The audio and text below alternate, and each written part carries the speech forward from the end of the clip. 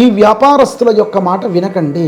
కావాలంటే వేరే ఒక రోజు కొనండి, మీరు ఈ రోజు మాత్రం కొనవద్దు. అంటే వాళ్ళే పెట్టిందంటారా? వాళ్ళు పెట్టినటువంటిది.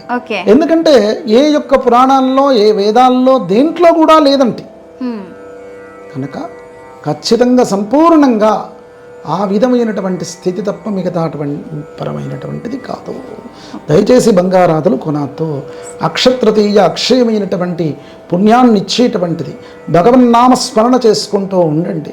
విష్ణుమూర్తి అంతేకాకుండా ఈ యొక్క రోజు భగవంతునికి చందనాన్ని పూయడం అనేటువంటిది చాలా శ్రేష్టం. సింహాచలంలో చందనోత్సవం చేస్తారు. ఎవరికి? లక్ష్మీ నరసింహస్వామికి. అట్లాగే నరసింహ క్షేత్రాలైన ధర్మపురిలో కానీ వాటన్నిటిలో కూడా ఆ నరసింహస్వామి ఉగ్రస్వరూపమైనటువంటి వారు. ఆయన రాక్షస సంహారం కోసం, తన యొక్క భక్తులను కాపాడుకోవడం కోసం శ్రీమదాది విష్ణు మత్స్యకూర్మ వరాహ నరసింహ వామన భార్గవ రాఘవ కృష్ణ బౌద్ధ కలికి దశావతారాల్లో ఉగ్రస్వరూపమైనటువంటి అవతారము, అగ్నిస్వరూపమైన అవతారము ఈ నరసింహావతారం. తన యొక్క ఉగ్రాన్ని తగ్గించడానికి ఆయన యోగుడుగా ఎందుకంటే నరసింహస్వామికి యోగ నరసింహస్వామిగా కూడా పేరు. ఉగ్రాన్ని పోతే, ఉగ్ర నరసింహుడిగా పోతే ఇక యోగత్వం అనేటువంటిది అందరికీ వస్తుంది. కాబట్టి ఆయనకు చందనోత్సవం చేసేటువంటి స్థితి ఈ అక్షతృతీయ రోజు ఉంది. పరశురామ జయంతి కూడా ఇదే రోజు కనుక ఈ అక్షతృతీయ రోజు అనేక విధమైనటువంటి గాథలో చెప్పబడింది. పురాణాల్లో చాలా అద్భుతమైనటువంటి పండుగ.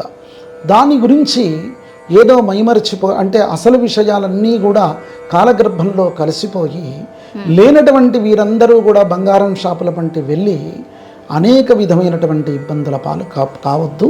ఈ పెరుగుతున్నటువంటి రేట్లలో కూడా వారు తల తాకట్టు పెట్టి బంగారాన్ని కొనద్దు.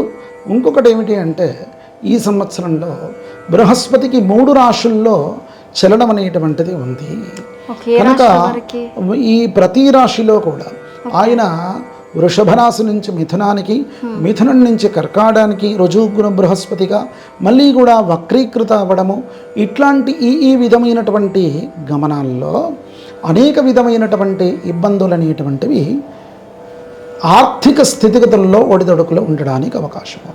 కనుక ఒక పెట్టుబడి పూర్వకంగా బంగారం పెట్టడం సరైనటువంటి స్థితి కాదు. బృహస్పతి స్థిరత్వం అనేటువంటిది వచ్చిన తర్వాత అక్టోబర్ నుంచి ఆయనకు స్థిరత్వం వస్తుంది. అక్టోబర్, నవంబర్ నుంచి